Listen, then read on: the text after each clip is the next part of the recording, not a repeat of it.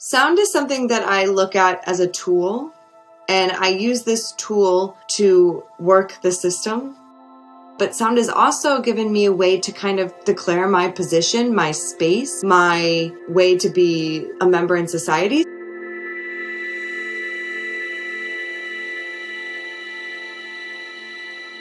Well, when I started working with art, I really did struggle to find my voice, so to speak. I wasn't sure if my voice was in painting, sculpture, performance, film, sound.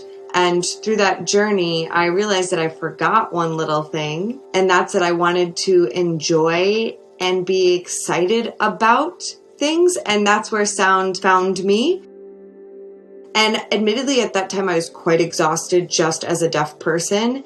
In the beginning, I was doing a lot of drawings, and I wasn't really open at that point about my deaf experiences. Admittedly, I was scared. I wasn't ready. And also, at that time, 4 years ago, I don't really think the world was ready to. I have done my series of drawings about deaf rage. If you asked my younger self if I would ever draw something about deaf rage, I would say no way, but now I do, and now I'm actually going further and deeper.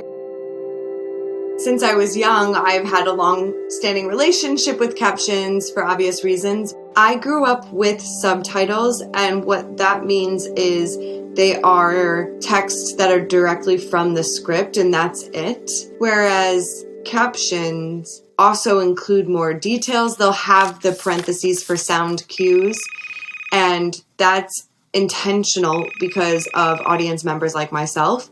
And I was lucky when MIF, Manchester International Festival, reached out to me and asked me if I wanted to do something.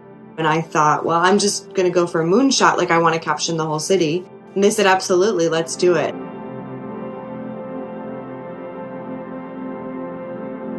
Starting out, I had no idea what Manchester was like as a city. We decided to make it walkable to be able to see all the captions. The plane is my favorite one because of flight or fight. Another favorite one is the National Football Museum, and that caption is the sound of agreeing not to call it soccer.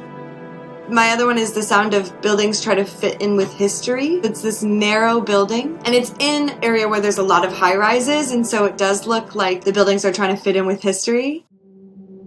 It took me a long time to accept the word disabled, because at first I thought, well, I'm not somebody who's disabled. But thinking that way, I realized is very ableist. And it took me years to unlearn that ableist viewpoint. Actually, being disabled is great, and that word itself has actually expanded too, and more people are being brought into the fold, so to speak. Now that I've gotten into sound as a medium, I actually, ironically, have found myself, and I have been able to use sound to give myself a platform, and also it allows me to tell stories.